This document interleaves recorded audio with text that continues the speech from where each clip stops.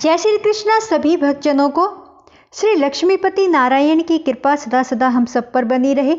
सदा विष्णु भगवान का आशीर्वाद हम सभी को मिलता रहे। आज हम कार्तिक मास महात्म्य अध्याय सुनेंगे, तो शुरू करते हैं। बोलो विष्णु भगवान की जय।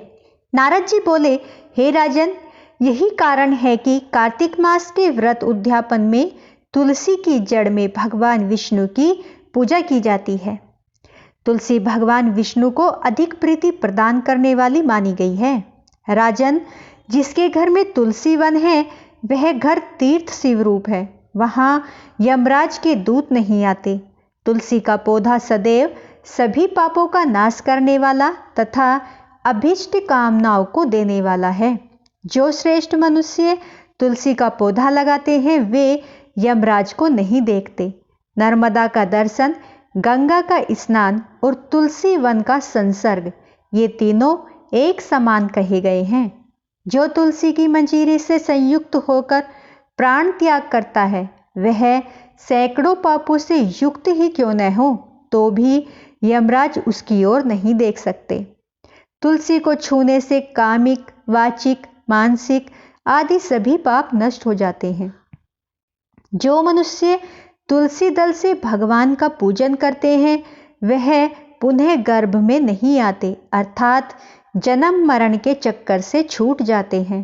तुलसी दल में पुष्कर आदि समस्त तीर्थ हैं, गंगा आदि नदियां और विष्णु प्रभृति सभी देवता निवास करते हैं। हे राजन, जो मनुष्य तुलसी के लकड़ी का चंदन लगाते हैं उन्हें सहज ही मुक्ति प्राप्त हो जाती है और उसके द्वारा किए गए पाप उनके शरीर को छू भी नहीं पाते। जहाँ तुलसी के पौधे की छाया होती है वहीं पितरों की तृप्ति के लिए श्राद्ध करना चाहिए। जिसके मुख में, कान में और मस्तक पर तुलसी का पत्ता दिखाई देता है उसके ऊपर यमराज भी दृष्टि नहीं डाल सकते। फिर दूतों की तो बात ही क्या है। जो प्रतिदिन आदर पूर्वक तुलसी की महिमा सुनता है वह सब पापों से मुक्त हो ब्रह्मलोक को जाता है। इसी प्रकार आंवले का महान वृक्ष सभी पापों का नाश करने वाला है। आंवले का वृक्ष भगवान विष्णु को प्रिय है। इसके स्मरण मात्र से ही मनुष्य गोदान का फल प्राप्त करता है। जो मनुष्य कार्तिक में आंवले के वन में भगवान विष्णु की पूजा तथा आंवले की छाया में भोजन करता है उसके भी पाप नष्ट हो जाते हैं। आंवले की छाया में मनुष्य जो भी पुण्य करता है वह कोटि गुना हो जाता है। जो मनुष्य आंवले की छाया के नीचे कार्तिक में ब्राह्मण दंपति को एक बार भी भोजन देकर स्वयं भोजन करता है वह अन्न दोष से मुक्त हो जाता है। लक्ष्मी प्राप्ति की इच्छा रखने वाले मनुष्य सदैव आंवले से स्नान करना चाहिए। नवमी, अमावस्या, सप्तमी, संक्रांति, रविवार, चंद्र ग्रहण तथा सूर्य ग्रहण के दिन आंवले से स्नान नहीं करना चाहिए। जो मनुष्य आंवले की छाया में बैठकर पिंडदान करता है उसके पितर भगवान विष्णु के प्रसाद से मोक्ष को प्राप्त होते हैं। जो मनुष्य आंवले के फल और तुलसी दल को पानी में मिलाकर स्नान करता है उसे गंगा स्नान का फल मिलता है। जो मनुष्य आंवले के पत्तों और फलों से देवताओं का पूजन करता है उसे स्वर्ण मणि और मोतियों द्वारा पूजन का फल प्राप्त होता है। कार्तिक मास में जब सूर्य तुला राशि में होता है तब सभी तीर्थ, ऋषि, देवता और सभी यज्ञ आंवले के वृक्ष में वास करते हैं।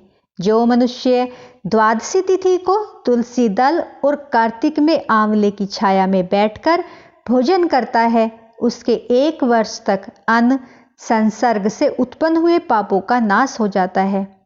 जो मनुष्य कार्तिक में आंवले की जड़ में विष्णु जी का पूजन करता है उसे श्री विष्णु क्षेत्रों के पूजन का फल मिल जाता है। आंवले की और तुलसी की महत्ता का वर्णन करने में श्री ब्रह्मा जी भी समर्थ नहीं है, इसलिए धात्री और तुलसी जी की जन्म कथा सुनने से मनुष्य अपने वंश सहित भक्ति को पाता है। तो बोलो जय श्री कृष्णा। दोस्तों, आज हमारा ये अध्याय यहीं पर समाप्त होता है। अब हम कार्तिक मास कथा सुनेंगे। कार्तिक माह में सभी औरतें तुलसी जी को जल से सींचा करती थी। एक बुढ़िया भी थी जो कार्तिक माह में तुलसी जी को सींचने जाती थी, और जब वह जाती तो तुलसी माता से कहती कि हे तुलसी माता, सत्य की दाता, मैं तेरा बिरवा सींचती हूँ, मुझे बहू दे, पीले रंग की धोती दे, मीठा ग्रास दे, वैकुंठ में वास दे, अच्छी मौत दे, चंदन का काठ दे, अच्छा राज दे, खाने को दाल भात दे, और 11 के दिन कृष्ण का कांधा दे। बुढ़िया माँ की यह बातें सुन तुलसी माता सूखने लगी।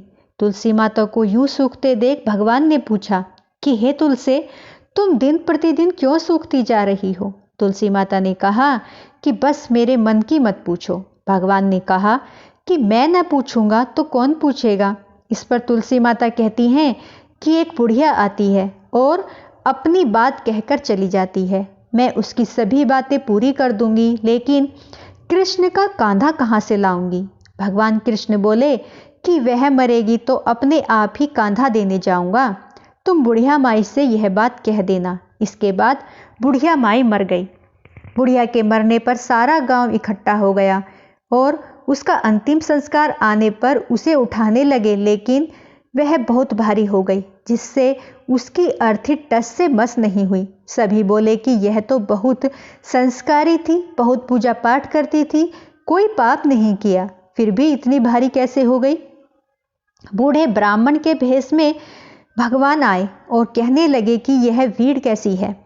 तब गांव वाले बोले कि एक बुढ़िया मर गई है और वह इतनी पापिन थी कि उसकी अर्थी भी नहीं उठ रही है, बहुत भारी हो गई है। भगवान बोले कि मुझे इसके कान में कुछ कहने दो, फिर यह उठ जाएगी।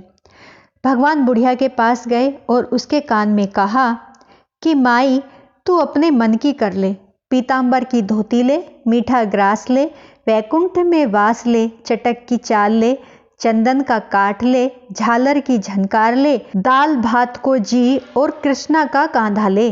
भगवान की सभी बातें सुनकर बुढ़िया हल्की हो गई। भगवान अपने कंधे पर उसे ले गए।